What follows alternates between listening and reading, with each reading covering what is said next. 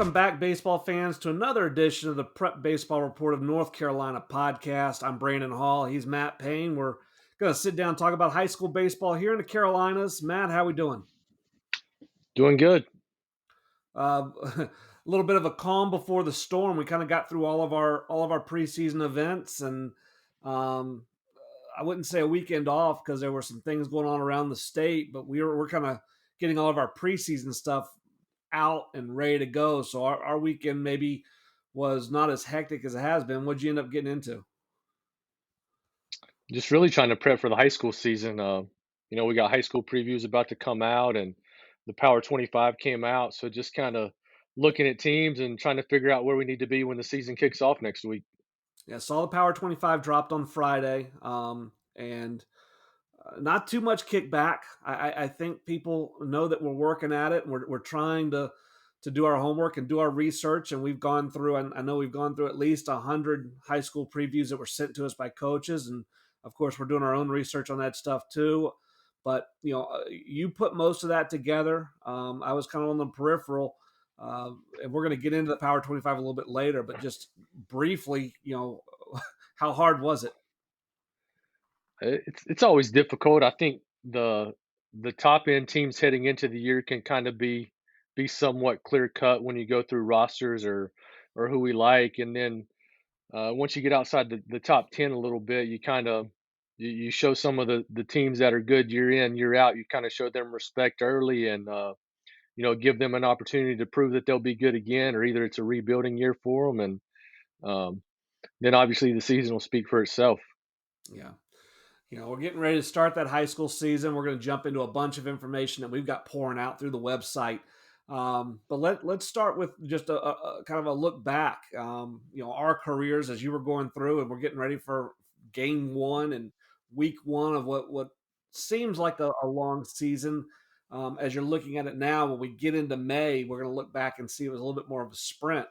But any memories on your end, whether it be from high school or college, of that week one anticipation or some big things happening in your first experience on the field, whether it was your freshman year or later in your career? I think the nerves and anticipation for the season. Obviously, being a young kid, you don't realize how long the season is, and you kind of put so much into being ready for week one, and then as you get older, you realize it's more important to be more ready in April and May than in February. And college baseball kicked off this weekend for the D1 guys, and watched some of that. And then actually, my first at bat in college, I hit a home run on the first pitch I saw.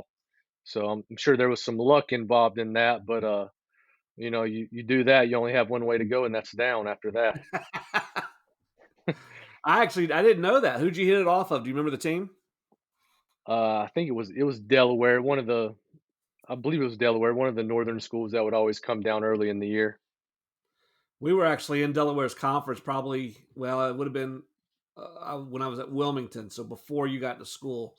But that was always a club that could hit. They spent all that time indoors. With their cages had bad lighting, and they dial up that machine. They could always hit fastball, and their head coach had a really good offensive plan. And then on the mound, I remember them just big, burly, husky guys that had arm strength but not arm speed. A lot of fastball changeup because their hitters, teed off on fastball and did such a good job with it that the pitch they got through the fall with was changeup. So and I think they opened. I was watching the YouTube channel. Give them a little shout out. Wheels. If you haven't seen the Wheels, it's just spelled WHEELS is the page, but he breaks down as many college games that are on TV as he can into about 8 to 12 minute clips.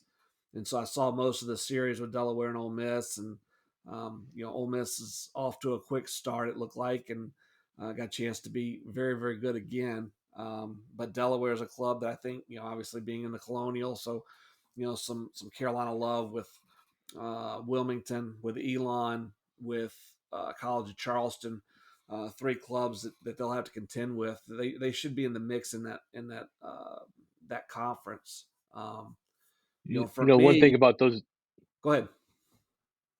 northern teams coming down early in the year, they either play really well because they're so excited to be outside for the first time, or they struggle because it is their first time out. You know, it's not much in between. They either play probably above their talent level or below. It's one or the other.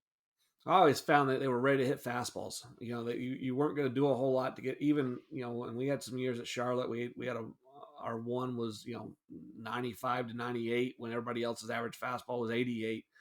You know, and still they would come down. They'd be on time for it because they'd seen it in the cages. They'd seen it off the machine. But where you would get them is, defensive rotations, first and third, bunt defenses, relays, some base running stuff. That was the margin of error. And then watching some of the games this weekend, I know Penn State played well at Miami. And a lot of that, Jacob Coffin say it again. Jacob Coffin threw in that series. You know, got left-handed from Pro 5. That's Watched right. some of that. Got to see him throw and got some action. And several other kids we covered. Garrett Michelle had a good weekend at Virginia Tech, and um, Brock Wills was playing for Wilmington, and I think the Hawk brother at Carolina got a couple starts as well. Yep. Yep. And that's one of the neat things for us as we get to know these guys as they're going through the system, and whether it being at the junior college level or Division 1 level or anything in between, following how these guys are reacting and getting a chance to see them get off to fast starts, slow starts, watching them recover. It's all part of the game, and it's fun for us because we've put evaluations on these guys, and we kind of want to see how those evaluations match up. And there's still some guys that that are still hitting their draft year this year that I had put really good numbers on when they were seniors. And it was kind of one of those deals with them as seniors where, as a club willing to overspend as a senior in high school so that they don't have to pay him his market value in college because his market value may be 4, 5, 10, 15 times what it is in high school.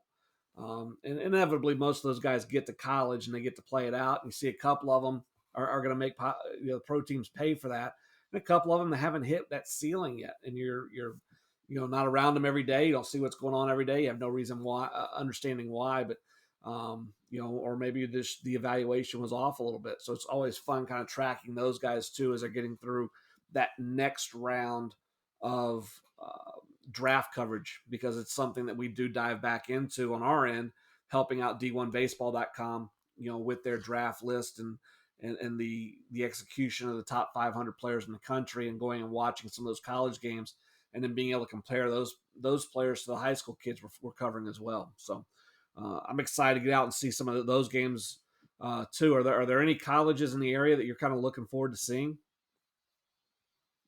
I think that the typical schools in North Carolina. You got North Carolina, NC State, and obviously talking to the pro guys, they love Wake Forest this year, and they put up a lot of runs early, and then you always expect Wilmington and East Carolina to be super competitive as well. And we know what Campbell's done the last few years with the seasons they've had, and they've had some first round picks also. Yeah, Wake Forest obviously they do that deal every year. They bring in multiple teams, and they'll play Friday, Saturday, and then their doubleheader will be on Sunday. The other teams will play doubleheader on Friday or doubleheader on Saturday, and so Wake's able to kind of sift their pitching out to set up their one versus whoever they want them to face. But they were throwing in their two slot, and his name just slipped my mind. I cannot believe I can't remember him, but it was the right-hander that showed up at our Myers Park Open ID event. Um, I want to Keener, say it again. Keener, Yes, Keener or Louder? it was Seth Keener. Seth Keener, out of yep. nowhere. We're running it was a scout day with an open ID on top of it, and Seth Keener shows up. Nobody has his name. Nobody's seen him. He hasn't really done anything in a year because his family took some downtime to get his nutrition right, get his arm right, get him in a weight room, prehabbing. He wasn't hurt. They just said, "Hey, we're going to go about this in a little different way." And all of a sudden, he's throwing bullets in the bullpen. 86, 88. I think he bumped an 89. He could spin a breaking ball. And we're leaving an ID event that had 40 players at it, and both our phones are blowing up because we posted video of Seth Keener. Who's Seth Keener? What's going on with Seth Keener? I remember his dad texting me about 3 days later saying his phone hasn't stopped ringing. And so from our end, that made us feel really good. Hey, one, we're helping, but two, we're kind of ahead of the game on it a little bit. And then I know he went through the pitching lab stuff at Wake at a camp, and he came to our preseason all-state deal, and they just needed to see if it was for real. And then watching him throw the other night, because he threw game one for them, you know, uh, same dude. It's a quick arm. It's a strong arm. It was downhill. It's a top to bottom breaking ball that was tight. And if that dude's their three or their four, they're in really really good shape, because they got Louder. Obviously, is going to be their one, but deep staff, and then offensively, they've got a chance to score double digits every time out. So they'll be an interesting club. It's a lot of people's club, kind of pick to click to get to Omaha out of clubs that maybe haven't been there in a while. So that's an easy ride for us. It's just that park can be cold at night, so we need to pick a day game to get up there. Yeah, it definitely can. Let's jump ahead and keep this thing rolling. Let's talk a little bit about something that was new with what we did with PBR this year.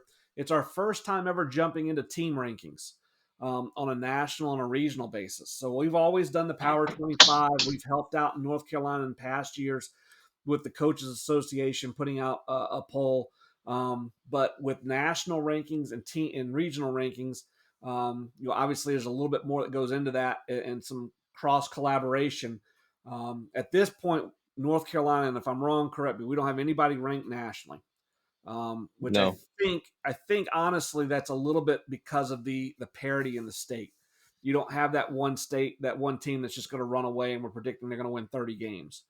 Whereas there are some other states where that's the case, and that team's sliding into that 20 to 25 slot.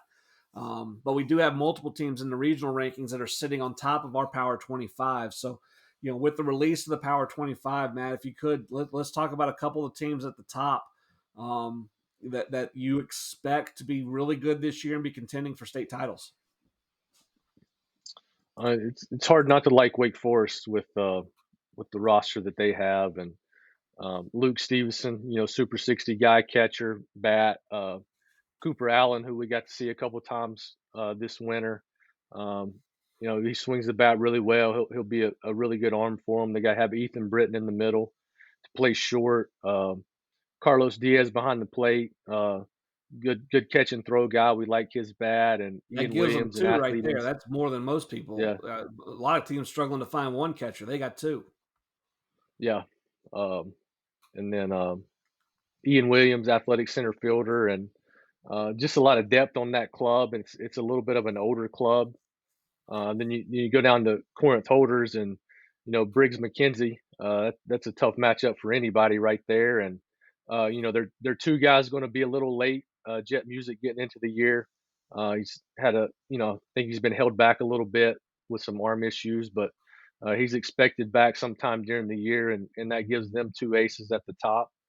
And you watch them play. If as long as they get guys on base, they play very aggressive, and they can apply a lot of pressure to high school teams if you can't catch and throw the baseball. And One of the things I found interesting as we're going through the Power 25 was there was some flip from the last year, the last 2 years. So Charlotte Christian's still in the top five, but they've been hanging out in that 1, 2, 3 slot for us for about 3 years. Randleman has been in a 1, 2, 3 spot really for the last 3 or 4 years, and they're sitting at six. New Hanover has been a club that's year in and year out. They're at 10. Providence, who had the remarkable year last year, maybe one of the best single season years of any high school club in North Carolina's history, they're down at 13. um, you know, the expectations of a Wake Forest versus a Charlotte Christian, because Wake Forest is going to be new for us. This is, I think, their first time at number one in our Power 25. Talk about from a coaching standpoint or even a player standpoint of handling that new expectation of a Wake Forest type club jumping into that top spot versus a Providence club who's used to be in that top spot, or Randleman, and is now sitting outside, that top five or top 10.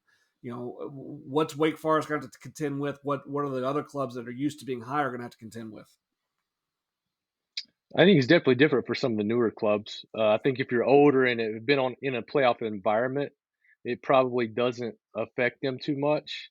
We know the talent that's in the Raleigh area, so they're used to playing competitive games throughout the year. I think with that club they'll be fine, but we go through it, and you know Providence and Randleman probably aren't what they were last year, but it's hard not to put them in there because they win year in year out. They're extremely well coached. And when you do have those young guys that were eighth graders last year, JV kids last year, and they see what their older kids do, I think they have an expectation to live up to, and I think they want to do that. And when you're in that winning environment, year in and year out, I think it's probably easier for those guys to adjust to the pressure, and they expect to win maybe more so than teams that we don't have ranked as often as those guys.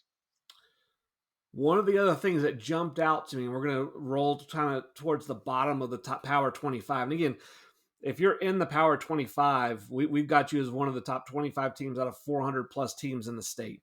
So we think highly of you, and I think some teams see this and go, man, I'm at 24. They no respect. No respect. The Georgia played that card all year, and I'm a huge Georgia fan, but let's be honest, there weren't a whole lot of people that didn't have Georgia in the top four all year. But, when you talk to their players, nobody expected them to be there. Clubs I'm looking at, Wesley and Christian at 24, the Burlington School at 25, Fuquay at 20, East Rowan at 17. And one thing that all these clubs have in common is they've got a very, very good high-end draft possible senior or draft possible guy. One of them's not a senior yet, at the front of their rotation. So, that distance between where Wake Forest is at 1 and where Fuquay is at 20, when we get to the end of the year, that separation could be based on, do we see them in the first round or the second round or the third round or the fourth round, and who's throwing? Because those clubs have high end arms. I think, and correct me if I'm wrong, if we get H.L. Smith rolling for Fuquay and he gets dialed up, and for whatever reason he's facing the number 3 at Wake Forest for some reason that happens in the playoffs, Wake Forest may be favored even though they're number 20. Wake Forest is number 1. Yeah, it's how that pitching lines up in the playoffs makes a huge difference. I think when we rank these clubs, we try to somewhat look at who would win a 3-game set, Right. and you a lot of times an ace can carry you in the playoffs, and you look at what happened. I think it was last year with Fuquay lost maybe on a Saturday because of some rainouts, and the schedule got screwed up, and you get in a situation like that. Can you win with your 3, or do you have to have your 1 to win? And I think that plays a factor when we rank these clubs. And then some of the private school teams, obviously, their schedule's lighter a lot of times. As far as their conference, and then they can slide in kids from out of area. And I think one thing when we rank these teams, you gotta respect the public schools that have to play with the kids that are in their area, and maybe can't slide in some out of district kids that some of the private schools maybe can. Right. Well, let's, if you can, and I'm putting you on the spot a little bit here, but let's look outside the top 25. So you've got your top 25 schools here. You did a really, I love what you did with the website with listing who they're opening with. And I'm rolling through and I'm seeing the Burlington School on 225 versus Combine. And I'm looking at 225, which is Saturday. It's supposed to rain all day Saturday, but they can figure out a way to get that game in. That may be somewhere where I'll be set up. Bunch of really good games on the 27th and 28th. These clubs are kicking off their season.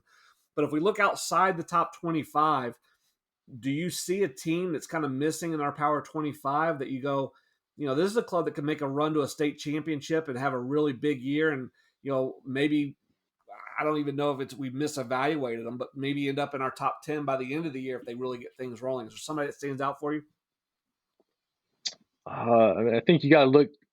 Audrey Kale has some talent on the mound. Mm-hmm. I think they're a team that could get hot and make a run. Orange High School. They got the Barini kid who's a gamer, a grinder. They'll have a Hinch on the mound, his bat. It's a team that could get hot. Alexander Central has 3 Division 1 arms they'll run out. If they can hit it, and play defense, they got a chance to make a little run. Um, but I mean, how it is every year. There's always a team or two that we don't have ranked early that will get hot, and they'll have some young guys step up and make us look bad at the end of the year. Well, there's just such depth in the state when you look at it, and Wake Forest is open on 227. I think that's Monday at Clayton, and I'm sure they're going to see Clayton's arm. Left-handed committed to Chapel Hill, and right out of the chute, they may be. Are they going to get off to a good start? Are they going to be in that position to kind of run the table, or are we going to have to kind of rework the rankings, even if it was just a 1 day, a little glitch because it was opening day? So it's like you're saying, with those opening days, and you don't know what you're going to get. The other thing that happens opening days, we saw it in college baseball, is everybody's available.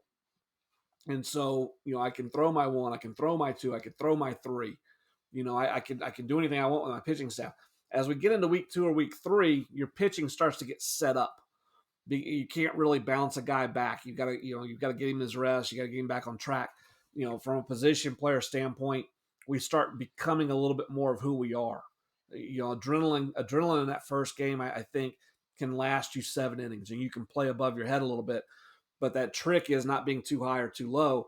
Is can we find that middle ground and be who we are all the time, and then in certain key moments jump it up a little bit. I think opening day is one of those days where guys can jump it up a little bit.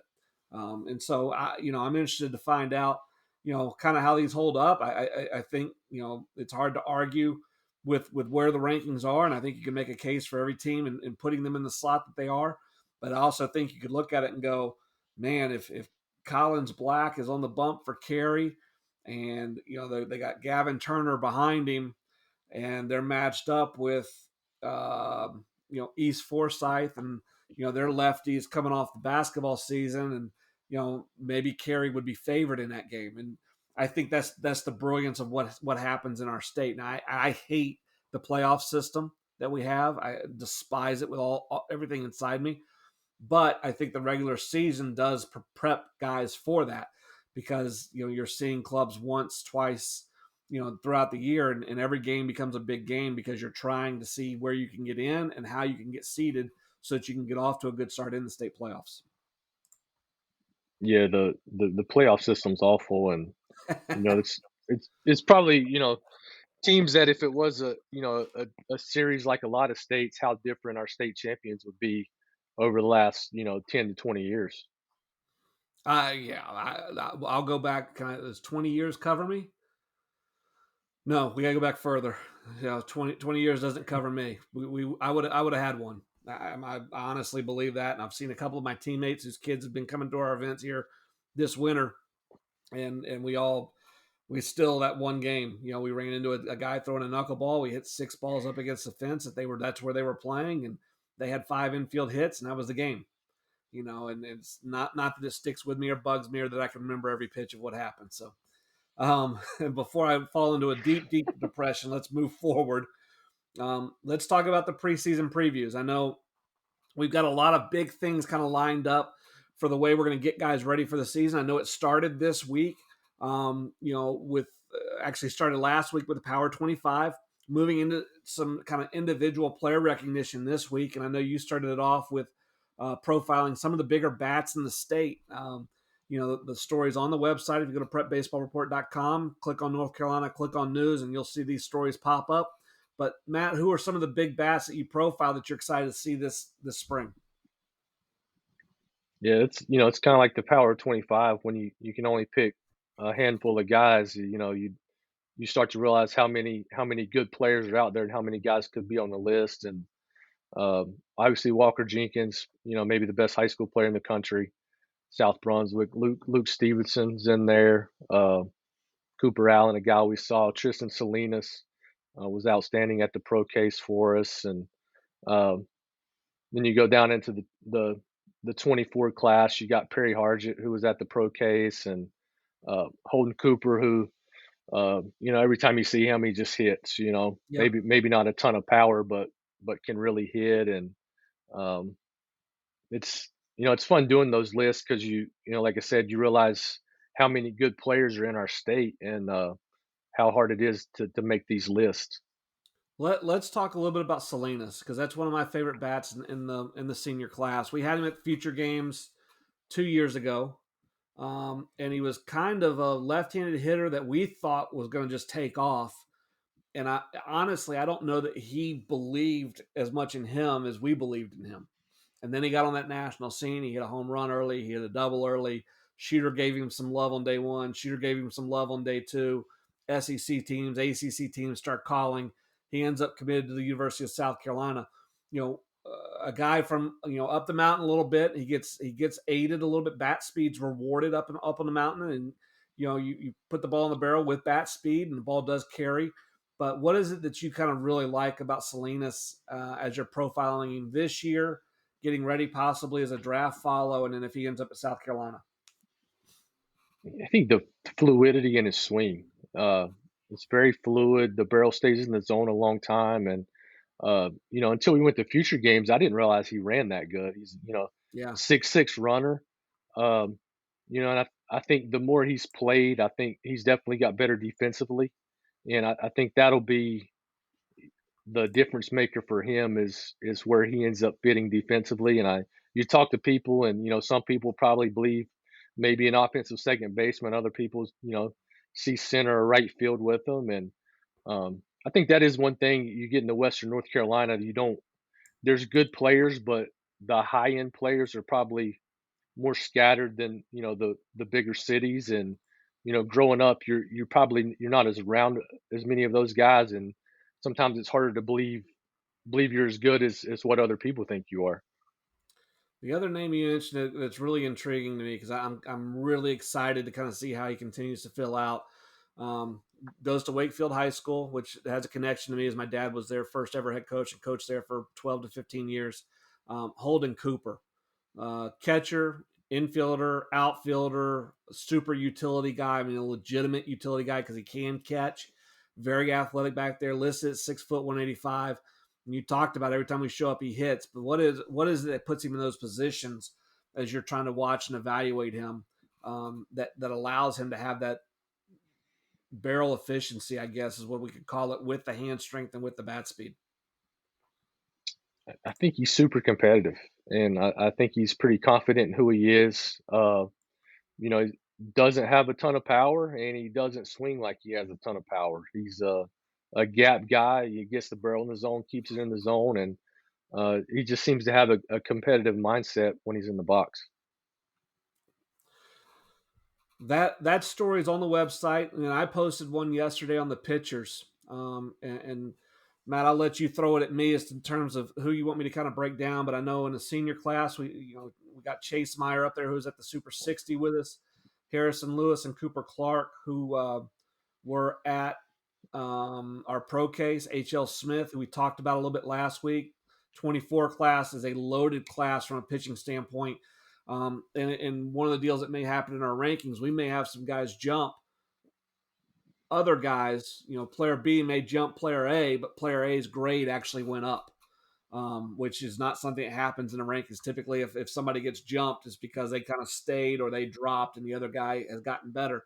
But when two guys make jumps and one guy just makes a bigger one and they were tight to begin with, we may see some flips there. But Anderson Nance, Caden Morris, Cameron Seagraves, Collins Black, Cole Lanford, who was a future games guy, is committed to Old Dominion. So a lot of really big names on here. This was a list, again, could have been 40, 45, 50 players long. We have to cut it down at some point. Nobody's going to scroll and read through all that. And so there were some selections made. And, it's got a chance to be a really good year for pitching in the state. When you who do you think could make the biggest jump or impress you the most when you show up and see them in late April, early May versus what you've seen in years past out of that list? Yeah, so one guy I'm really intrigued on how they're going to use him, and I think that'll have a telltale sign is Harrison Lewis. Harrison's a 6'6", 265-pound right-hander. He's going to play a position, I would assume, for West Forsyth. There is strength in the bat. There is power. Is a legitimate middle-of-the-order threat at a high school level. At a lower level baseball, as he moves forward, he would probably be considered a dual guy. I don't know that at Chapel Hill the swing is going to play. They may give him a chance, though, because the power's got a chance to be real. But on the bump, there have been some fives reported. We've seen twos and threes. I think the slider cutter is going to continue to tighten up. I think he's eventually going to throw, a split based on his arm action and his feel. He doesn't have to throw it now, but I think that's coming. if Wes Forsythe uses him in the back of the bullpen, I'm interested to see what the velocity is as we get into April, because one inning 2 times a week, he may get it lubed up and loose and just start throwing BBs. If they're starting him, I don't expect him to hold 3. He's probably going to be in that 88 to 90, 91 range. He'll bump some here a little bit better, just body frame, body type. That's my guess. Um, another name. We talked about H.L. Smith last week, but Cooper Clark. He's a Wake County homeschool player, 6'4", 195 pounds. He looks the part, and he's another one of those Campbell guys that he may get kind of going this spring, and we may see that jump where we've seen 90 and 91s. It's loose enough, it's quick enough, there's good enough direction. The arm plays, you get him some bigger situations, a little juice, a little adrenaline in the crowd, and he may start running some darts in there, 3s and 4s. Then what you pair that with some command and control of his all speed, and now you're starting to talk about him kind of climbing on that follow list for pro scouts. So those are two guys out of the senior class that I'm looking forward to watching. How much harder do you think it is for these high school right-handers evaluated in the evaluation process versus the high school left-hander when it comes, draft wise? Well, that's a good question. I think high school guys in general, there's risk, and so you're trying to, because let's look at Chance Mako. He's 6'6", 190. He's going to be 90, 92. He may be a little bit better. The breaking balls in the zone, the changeups in the zone, but he's got 3 pitches that are going to overmatch 90% of high school hitters. So he can pitch, but honestly, he doesn't have to, because he's gonna get away with some things early in the count just because he's physically better than everybody else. But when you start actually projecting his stuff out, well, 90-92 is a 40 fastball. It's not a 50 being major league average. When you look at his frame, you go, man, if he's 210, oh my gosh, if he's 220, if he's 230. But trying to look at that body type and say, okay, is that body type really going to handle 220? And when can we get him there? Is he going to be able to get there in 4 years? Is he going to be able to get there in 5 years? And so there's some risk assessment trying to project what the body's going to do. There's no question the arm's athletic. There's no question the player's athletic. There's no question that the stuff is advanced for his age. The question is, how big a jump is there still left to be made? Schools or pro clubs don't have to take that risk now. We can send Chance, let him go to NC State, and bring him back. Where you start getting some of the left-handed versus right-handed in is just in kind of playing the numbers. Are there going to be enough left-handers out there that if I don't take them now, I'm not going to get them when they're coming out of college? I think that's flipped a little bit. It used to be, and when you were in school, when I was in school, you were looking for right-handers that were 88 to 90, the way the old guns played. Left-handers, 84, 86. There was that discrepancy in velocity. Left-handers just don't throw as hard, and that's okay because they're weird and they can turn the ball over, and they're different to hit. Well, now when you look at the averages of the fastball, left or right, they're basically the same at the big league level. They're basically the same at the minor league level. You have a few more left-handers that are below hitting speed than you would right-handers below hitting speed at the college level, that have that pitchability. But in terms of pro access and moving up the chain at the pro level and getting a chance to be a big league guy, stuff is stuff now. It's not left-handed stuff versus right-handed stuff. Your stuff is put on the same margin, the same grading table. And I think a lot of that's the advancement in hitters. You look at the splits in hitters, and a lot of your better hitters at the big league levels, their splits aren't 85 points off left versus right. They struggle with slider, or they struggle with changeup, or they struggle with velocity elevated. They don't struggle left or right, if that makes sense.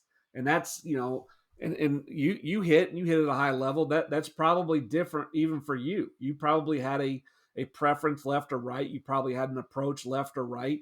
And I don't know that that's as big a deal now in the way people are attacking pitchers as it was when you were coming through. What was your deal? Did you have a preference left or right, or did you have a completely different game plan facing those guys? Yeah, I always felt better against left-handers, and I think Took facing slider away, left-handers, I right? probably had yeah, it took slider away, and I think it really made you commit to the opposite field gap more so. Righties, you can get a little pull happy, but we watch the games now, and it is interesting, like you said, how many more guys that have reverse splits. Probably when I was playing, most guys hit the opposite hand better. But now you're seeing, especially left-handed hitters, that they probably heard it for so long or got tired of getting pinch hit for every time a left-hander come in the game that they've worked on it, growing up more, and it is more balanced now. Well, there's more ways to attack. There's more ways to get your work in. You can offset machines. You can give that look to left-handed hitters and right-handed hitters. They can see more breaking balls. When I was coming through, that two-wheel machine from Jugs had just started kind of coming about, and it threw an unbelievably nasty breaking ball, and there was no in between. It either threw the one you could hit or the one you couldn't hit. But now with the three-wheel machines, with the junior hack attacks, with the senior hack attacks, with the wiffle ball machines and the softball machines, we have all these different ways that we can make the ball do a lot of different things in cages. So we can put hitters, we can let them, hey, go through your routine, work on bat speed, work on barrel efficiency, work on up the middle, work on away. Now we're going to put you in a disadvantaged position. Compete. The ball's coming from 3 feet behind you. But guess what? If you're facing Tampa Bay in a World Series, they may have a left-hander who's all the way on the first base side, who's 6'7", who's throwing. I'm going to lean. He's throwing from basically sidearm. Guess what? That's where it's coming from. And so that while he still has an advantage because hitters don't see that every single day, he doesn't have the advantage maybe he had 20 years ago where a hitter had never seen it. And now these hitters, they have a chance to kind of at least rep it in practices. And, if I know the scouting report, we can actually set up our machines on Thursday and mimic the guy we're going to see on Friday, mimic the bullpen guy we're going to see at the end of the game, and give our guys a chance to have 4, 5, 6 at bats against those guys before the weekend starts. And I think that's a big difference and the reason why, left-handed arms now are being graded very similarly to right-handed arms. And plus the video aspect of it with synergy and other things, you can pretty much see every guy you're going to face, and Yep. I'm sure there's high school hitters that get on our website and look at video of who they're going to face, heading into No a game doubt. as well. Yeah, we get that report. We get that call about probably 5 or 10 times a week from high school coaches. Can I get this video? Can you send me this? What do you have on this guy? What's this guy's spin rates? What's this ball doing? And even though it's a short bullpen, it's information. And it's giving those guys. And then what do you do with the information? Does the information really work? I mean, what really happens is the better pitchers dominate better hitters, and better hitters dominate the pitchers that they're better than. So yeah, I don't know if the information is giving them a ton, but there is something about being prepared going into an at bat. I've seen this before. It's not shocking. I have an idea of what I'm getting into. So we'll move forward to the other preview that's going to be out by the time this podcast comes out. Breaking down some of the best runners in the state. Guys have a chance to be game breakers, whether it be on the bases or defensively, and changing the game a little bit with just their foot speed. And Matt, you were going to handle that. Just give me a couple guys that you feel like as we move into the spring, teams need to be aware, because if he's on base, it has a chance to turn a walk into a triple, or if he's in center field, maybe he's got a chance to cover both gaps. I mean, obviously, Jenkins can run. There's a reason he's ranked where he is, and there's the kid at St. Stephen's, Peyton Young, Yep, infielder who's ran really well for us. committed Luke to NC Nixon at State. New Hanover. Yep, two Yep. NC State commits right there. Luke Nixon, and a young kid I'm interested to see in person is Trenton Maben. Obviously, we remember his dad, and the reports out of Lake Point this summer was he can run pretty well himself. Is he going to be at Roberson, I think it's Asheville Asheville? is Okay. the last I'd Playing heard. for Asheville Coach High. Hillier. Playing on that turf too. Yeah, and yeah, I remember covering his dad when he was a freshman, because we were recruiting Kenny Smith, was Coach Smith's son at TC Roberson. We were in heavy on Kenny and trying to get that nailed down at Wilmington. Meanwhile, they had a freshman who looked like a freaking big leaguer hitting 9-hole, and he was their best hitter. But they just didn't. They won a state championship. They didn't have to overload him. And now you fast forward, and his Cameron's son's going to be in a similar situation. I doubt he's hitting 9-hole though, because I think that bat's probably a little bit further advanced at this age than what his dad was. And we'll see if he's the same athlete moving forward. So, again, those articles will be on prepbaseballreport.com. Go to North Carolina, go to the news. We'll continue to roll a couple more out behind that. And two that I'm excited about. We're not going to get too into the weeds on this week. We'll talk a little bit more about them next week, Matt. But the all uncommitted 23 team and the preseason all state team. These are two stories, two teams that we put together that get a ton of hits on our website. And that's always exciting, especially when we can profile some 23s and really good 23s that are still out there that may still end up, helping a high level school next year. Yeah, it's another list that you go through it, you once again realize the depth of talent here, and I feel like every year there's a 2023 heading into the season that is uncommitted, that is getting D1 interest by the time the high school season's winding down, and there's a lot of guys that have gotten better over the last year, and it's fun putting those teams together. And we'll go to depth on those two teams next week. The all uncommitted team is scheduled to be out this Friday.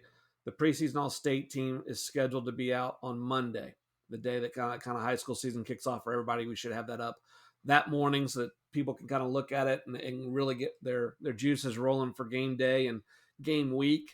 The other big thing that we have rolling out, by the time this podcast publishes, will have actually already started, I think, is our preseason previews. So we had over 100 coaches across the state respond to our preseason questionnaire. For every coach that sends us back information, we do a preseason preview. And Matt, those are a ton of work. They're time intensive, but give me a feel on how much better some of these clubs after seeing some of the coaches' responses and then some of the information that we gather as we're doing our homework on these clubs.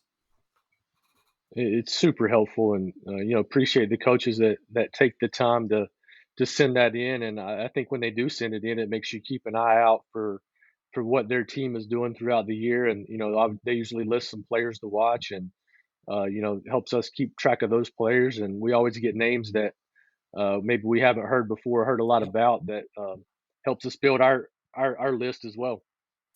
It's always intriguing too, and it's I love getting to read what the coaches write, and some of it we publish, some of it we don't, some of it's just for us. But inevitably, we're going to have teams that are going to be top 5, top 10 type teams in our Power 25, and they're sending us stuff going, man, I just don't know if we can hit, and we're going to be relying on a ton of juniors, and they just haven't been proving yet, and you're looking at it and all those dudes are committed, and they've done it year after year after year. They just haven't done it for that high school club yet for whatever reason. They, guys in front of them or whatever. But and then you got other clubs that you can tell the coach is trying to change culture. I love our toughness. I love our grit. Our kids show up every day and play. Just the way that coaches, even when they're sending us information in December and January, they're starting to build the narrative for how they're going to be approaching their team. Don't let them get too high. Don't let them get too low. Is our focus really trying to build towards the end of the year, or is our focus just let's see how much better we can get today, and then we'll worry about tomorrow when we get there? And it is the coaches' jobs across the state are very difficult, and they're not paid a whole lot for what they're doing. But I love that they're spending that much time and that much thought in not only how they're going to respond to a questionnaire, but how they're starting to build that narrative for the 2023 season, how they're going to approach their team. And we can even see how they're going to handle big wins and how they're going to handle tough losses based on some of the answers they give us, because they already have a good beat on their club. And I love reading that stuff from the coaches as much as anything else. Yeah, you do appreciate the coaches that we know they're going to be good. We know the players they have, and they go ahead and say, "Hey, we have a chance to have a special year." They don't sandbag too much like some guys will do. They just "Hey, we're supposed to be good. We should be good, and we'll see if we can live up to it." As we move into next week, we'll start our game week coverage, and it's the best time of year for us. This is what we love to do. We like going and watching games. We like following players. Some of the things that we'll be involved in. We'll have a daily scoreboard that'll post to prepbaseballreport.com. We will try to highlight 10, 20, 30, 40 games based on box scores that we're receiving, highlighting big games by players, things of that sort. We'll have our diamond notes each week highlighting players that have had big weeks. We'll have our pitcher of the week, our player of the week that we'll announce on Tuesdays. We'll continue to update the Power 25. We're thinking about adding a game of the week as we kind of get into the season a little bit and allowing some of our fans and some of the people that are watching this podcast and listening to this podcast vote on maybe a game that we cover on Fridays or Saturdays. As we get into this season, Matt, what's kind of what is it that excites you about the spring season with our coverage and what we do? I, we enjoy being at games. The places that create a good atmosphere, and then when you run into those teams that really compete, and it's fun for us when we get the information sent in to us that we can give love to the kids who are having good weeks, whether they're a draft prospect or a college prospect. That, hey, if a kid goes 6 for 10, he's got a chance to get some love, and people across the state can know what some kids doing at a little 1A high school in Western North Carolina or Eastern North Carolina that maybe some people haven't even heard of. Well, and it's one of those things too. We post a lot of stuff, a lot of player information, and some of it can get lost in the weeds here and there, and some of it's for social media, and some of it's just to kind of continue to get information out. But there's certain things that we do during the season. I know the scoreboard is huge with college coaches. I know a lot of them, it may be one of the first things they do just so that they have a talking points with players. They have talking points with coaches. Hey, you just played this guy. You're one of my buddies. Tell me about him. And without even being able to go to the game, they're able to start getting information back on some guys that are on their board. The other part that's big is our diamond notes and our being able to see players week after week after week start showing up. This guy had 4 hits last week, he had 5 hits this week, he had 3 hits this week, he threw a complete game. And it's not just that idea that he had one big week, but when coaches are reading the diamond notes, they see the name week after week after week after week. We start getting some weird phone calls because we'll start getting phone calls from an ACC or SEC coach saying, "What do you have on this guy?" And I'm going, it's not my part, but I don't have that type of grade on him. But here's what we know. Here's where you can get video on him, and here's his high school coach's information. And then you hang up the phone, and you're trying to figure out why in the world is that guy calling about that player. Well, it's game performance. And as much as what we do is analytics and hey, what did he run the 60 and what was his exit velo and what was his, you start seeing guys that week after week after week perform. College coaches are taking notice. They are prepping. They are following those guys, and they are checking with us and then trying to get more information. And it may not lead to anything, but it is interesting because it'll start next week. We will get phone calls on guys and going, okay, that's a weird one, but yeah, here's the information we got. Hey, going through those box scores too, the pitching side of it, obviously scorekeepers, there's interpretation on hits and errors and things like that, but pitchers and their walks, that's kind of hard to argue. And you know, we see velo numbers and different things, but when you wonder why a kid's only throwing 3 innings, and then you go back through and you look at his walk totals, and you that definitely helps you get a good feel for what guys can do. Without even being there, we're getting information. And people always ask us, how do you do your rankings? A lot of it's what we've seen, but there is an aspect of us gameplay, and how do they perform against talent that we know exists. We have a pretty good beat on most of the teams in the state, and how did you perform against some of the better competition? The one I always like too, though, is when I get the 2 box scores from Game Changer, and one of them has Johnny throwing a no hitter, and the other one has him giving up 6 hits, and you're like, Yeah. oh, okay, how do I write this one up? And Yep. typically I'll go with the home team, but I'm like, I can't throw a no hitter up there if the other team's saying 6 hits. So then we'll start making some phone calls. It elongates our day a little bit because we're trying to hammer that stuff out and get it posted. But it's interesting, and there are some discrepancies like that, and so we'll fight through it. But um, Definitely appreciate the people that fill that stuff out and yes, keep track of all that because that's it allows us to helps. do what we do.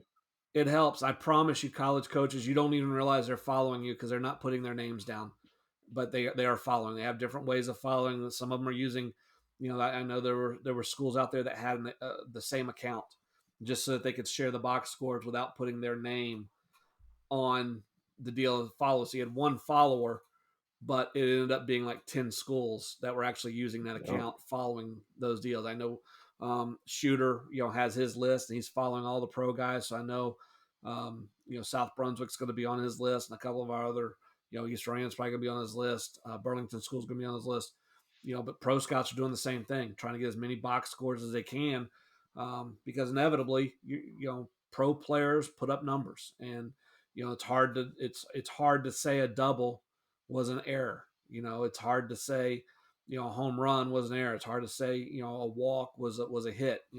There's things that are intrinsic. We know that the batting average may not exactly line up, but there's things that you really can't score poorly.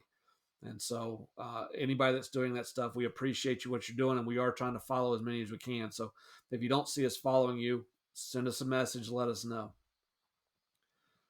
Matt, short and sweet today compared to last week. I know we had a ton of players to get through last week. Um, I'm gonna let you. I'll let you into. Give me one thing you're looking forward to as we get the season started. It's either something that's coming off of your plate or something coming on your plate. What's the biggest thing as we hit Monday that you're really looking forward to? excited to be off the computer and at a ball field. There you go. And with that, I'm going to end it. I'm Brandon Hall. He's Matt Payne. Hit that subscribe button for us. Like it if you did. That way we pop back up next week. We are the Prep Baseball Report of North Carolina podcast, and we'll see you next week.